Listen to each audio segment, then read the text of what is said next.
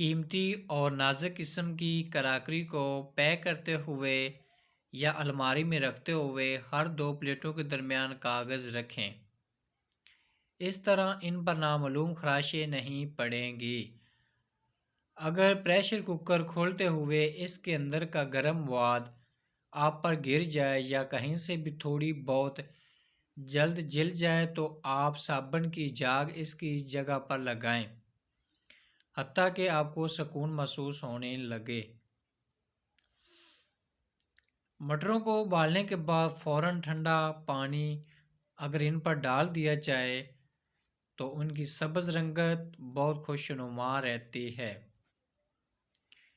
اگر بچے کے کینوس کے جوتے بہت بد رنگ ہو چکے ہیں تو آپ ایک کپڑے پر پینٹ کرنے والے رنگ سے جوتے پر دلکش نقش و نگار بنا دیں، وہی جوتا بچہ شوق سے پہننے لگے گا۔